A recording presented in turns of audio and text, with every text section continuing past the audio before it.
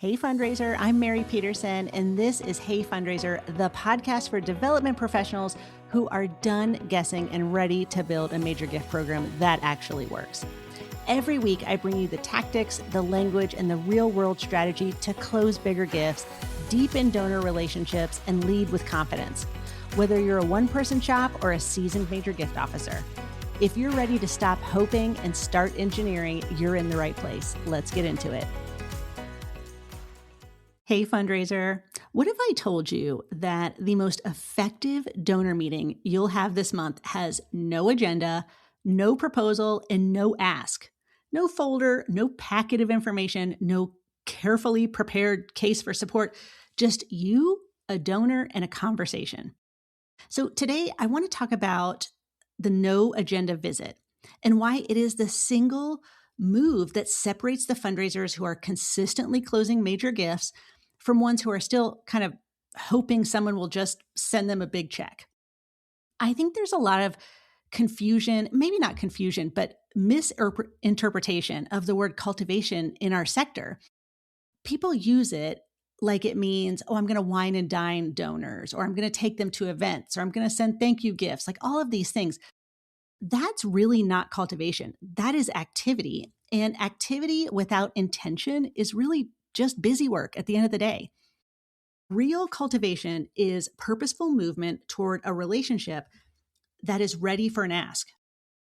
And the most powerful tool in that process, the one I just keep coming back to again and again in my own fundraising, is what I call the no agenda visit. But before we dig in, I want to give you a larger context because the no agenda visit lives kind of inside a framework, and this framework matters.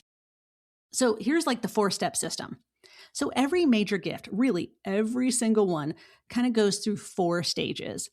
And I call them like engineer, cultivate, solicit, steward. Engineering is like the work you do before you've even had a real conversation with this prospect or donor. It's identifying the right people, learning what you can about their capacity and affinity, and then figuring out how to get in the door with that person. Now, you might be thinking, you're calling it engineering. I would call it qualification or prospect identification. And that's true. But I think cultivation starts after you've already started building a relationship. So I've kind of retermed it as engineering. Okay, cultivation is the middle phase. And this is where most organizations either do way too little or just frankly do it wrong. Cultivation is the work of building a relationship that is ready to be asked. It can take a few months or a year, depending on the donor and their pace and the ask, but it's not passive. You are actively, intentionally deepening the connection with this person. Soliciting, of course, is the ask, the specific direct invitation for a specific gift. We're going to talk about this in detail actually on my next podcast, which is a whole episode on what exactly to say in that moment. So we'll get more into that later.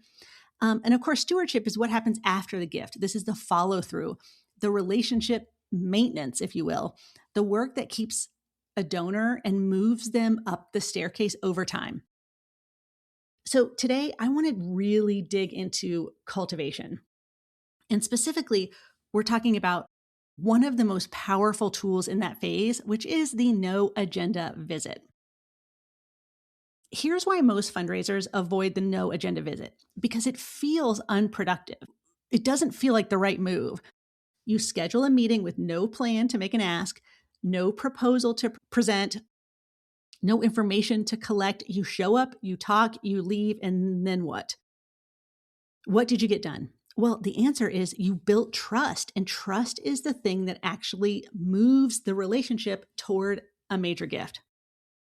Here's the data from my own career. When I look back at the major gifts I've closed, and we're talking about 25,000, 100K, 250,000, even more, but almost all of them have at least one no agenda visit somewhere in that cultivation chain. A meeting where I showed up with nothing to sell and just everything to listen. And in that meeting, something very important happens. The donor either shared something that they'd never said before, or I learned something about their values that really changed how I thought about asking them for a gift. Or they said something that told me this relationship is ready for the ask. So the no agenda visit doesn't always feel like progress because it doesn't look like work or it doesn't feel like work, but it is work. And it's probably the most important work you can do, fundraiser. So the no agenda does not mean no preparation. I want to be very clear about this because I've seen people take the concept of like a no agenda visit and turn it into, oh, I'm just going to show up and wing it. No, no, no, friend. That is not what this is. The no agenda visit means there's no agenda for the donor. They're not sitting down to hear a presentation. They're sitting down to have a conversation, but you fundraiser need to have done your homework. Before a no agenda visit, I want you to think about three things. First, what do you know about this person? Not just their giving history, but like their life. What are their interests? Do they have kids, grandkids? What do they do for work or what did they do for work? What causes do they care most about in the world? What connection do they have to your mission and how did that connection start? Secondly, what do you want to learn from this conversation? Like you don't want to present, but you want to learn. And a lot of times we as fundraisers go into a meeting with a mindset like, I need to convey this thing to the donor. That's not what this is. You're like on a fact-finding mission. So what questions do you have about this donor's values, capacity, and readiness? What do you need to know from them to craft the right ask? Thirdly, what is the one thing you want them to feel by the end of this conversation? Not think, but feel. It's very, very different because donors make major gift decisions based on feelings. Your goal from this meeting is to leave them feeling like, okay, this organization gets me. This organization can help me make the change that I want to make in the world. This person that I'm sitting across from cares about me. I want to be more involved. Like that's the preparation. There's no folder, there's no packet of materials, but a lot of intentional thinking about who you're sitting with and what you're there to do. So I also use another framework for no agenda visits that I call the velocity conversation. It moves through three phases, right? There's connection, there's inspiration, and discovery. Connection is where you start, and it's really not small talk, although it looks like small talk. You're not talking about the weather. You're asking about their life in a way that opens up a door to the relationship. How are you spending your time these days? What's keeping you busy this spring? I heard you recently retired. How is that transition going for you? Like you're listening for what lights them up. You're looking for the thread that connects their world to your mission. Super important. Then I try to move into inspiration. And this is where you do share something, but you share it as a story, not a presentation. I wanted to share something that happened recently that I thought you'd love. Like that's all you have to say. And then you tell them a real specific story about impact, not tons of stats, but a person, a moment, like something real, something relational. And then you stop talking and you just kind of let that silence sit and you watch what happens. Because what happens in that silence is the data. The donor leans in. Who asks for a follow-up question? Who says, that's incredible, tell me more. Like that donor is emotionally engaged. A donor who nods politely and pivots, that tells you something too. You're reading the room in real time during these visits. And then lastly is discovery. And discovery is where the real gold is. This is where you ask questions, not about giving, but about the donor's relationship to the mission. What first drew you to the cause? When you think about what you want your philanthropy to accomplish in the next 5 years, what does that look like? What comes to mind? Is there a part of our work that feels most meaningful to you? I mean, these questions do two things at the same time. They give the information you need to make the right ask at the right time, and they deepen the donor's own connection to your mission. Like they're literally articulating it to you, which kind of solidifies it. Because when people articulate why they care about something, they tend to care about it more. I want to give you 5 specific questions I come back to most often in my no agenda visits. So here's question 1. What made you first fall in love with this work? Or sometimes I'll say, what first drew you to support this organization? So this is the origin question. It takes the donor back to a moment of genuine connection. And almost always, their answer tells you everything about why they give and what they care most about. The second question I always keep in my back pocket is, what does your philanthropy feel like it's really about, like at its core? Most donors have never been asked that question. It's memorable and it's deep, and it creates a different kind of conversation. You're asking them to reflect on their identity as a donor, not just their giving history to your organization. Okay, question 3 is there something about our work that you wish more people knew about? This one does something very clever. It invites the donor to become an advocate in their own mind. So when they answer this question, they're articulating your value proposition. That moves them closer to a deeper commitment to the organization and the work.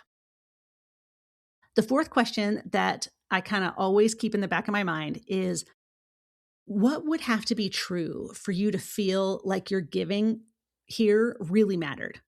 And this is really about readiness. This is a readiness question.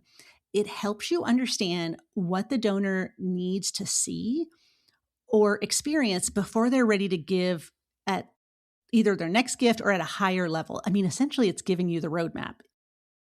And then the last question is there anything you'd want to know more about? Any part of our work you'd like to take a closer look at? This is your invitation to a next step. A yes here means they want more access to the organization. More access leads to more connection. More connection leads to a bigger ask. Now, you don't need to ask all 5 of these in a visit. Like pick 2 and let the conversation breathe. Your job is not to run through a checklist, but actually to have a real conversation. So I want to kind of dig into reading the signals, because this is really important.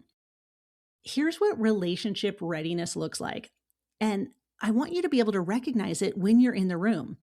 A donor who is approaching ask ready will start asking you questions, like not just answering yours. They're going to ask you things like, how's the campaign going? What are you most excited about next year? What's the biggest challenge for the organization right now? When a donor starts asking about the organization's future, it is a signal. They'll share personal stories that connect to your vision. I had an experience with this issue when my daughter was in college. When they start giving you their story, you're building a bridge between their life experiences and your work. They'll say things like, I wish I could do more, or I really want to be more involved. And they'll say these things without you prompting it. These phrases, these words are an opening, not an immediate ask, but I want you to make like a mental note to yourself that the door is creaking open. And sometimes, honestly, they'll just tell you. Some donors will say, I've been thinking about making a more significant gift. When a donor says that, your job is to lean in and respond with something like, I'm so glad you said that. Can we set up some time to talk about that more in detail? Like, don't make an ask in that moment unless you're really fully prepared. But definitely don't ignore it. Like, set up the next meeting and then you have time to actually prepare. So the no agenda visit is only as good as what you do in the follow up, like the 48 hours after the visit. And here is the routine that I like. So within 24 hours, I write down my notes, not just what was said, but what what I heard. What did their tone tell me? What were they excited about? What did they feel guarded about? What questions do they need answered before I think they're ready for a gift? And what was the one thing they said that I want to remember? And I write all that down while it's fresh. Then within 48 hours, I send a follow-up note, not a form letter, a personal note that references something very specific about the conversation we just had. And it usually goes something like this. Uh, you know, it was so wonderful to spend time with you yesterday. When you talked about your father's experience with homelessness, I thought about the conversation I had with one of our program participants this week. Their story and your story are so similar. And thank you for trusting me with that information. Like that note proves you were listening. Now, also within that 48 hours, I want you to think about your next step with this person and actually schedule it. What does this donor need next to, to move further down the cultivation path? I mean, is it a tour? Is it an introduction to a staff member who's a program expert? Is it a follow-up call in 2 weeks? Like, don't let the visit end without a really clear next move, even if it's just on your own calendar. But ideally, you're planning the next move with your donor or prospect. The no agenda visit with no follow-up is like just a nice coffee meeting. The no agenda visit with intentional follow-up is brilliant, deep cultivation. And I want to tell you a story. This is one of the experiences from my career, and it really kind of helped shape how I think about all this. And if I'm really being honest, this is how I learned that the no agenda visit is like where it's at. So several years ago, I was cultivating a donor. His name was Richard. He'd been giving about $10,000 a year to the organization that I was working for. He was a kind man. He was very reserved and he was quite private. He wasn't somebody that was easily readable. And he was kind of a tough cookie. And I had prepared like for this whole cultivation visit. I had a folder. I had all my impact stats in my head. I had a plan. I was marching into his office with my head held high. Well, I got into his office, and within 5 minutes of sitting down, I realized that if I pulled out this folder from my bag, I was going to completely lose him. Like he was just not in the mood to be presented to, frankly. Like he was having a hard week. He'd mentioned something about a health situation with a family member, and I just in that moment made a decision. I didn't reach down. I did not pull that folder out of the bag.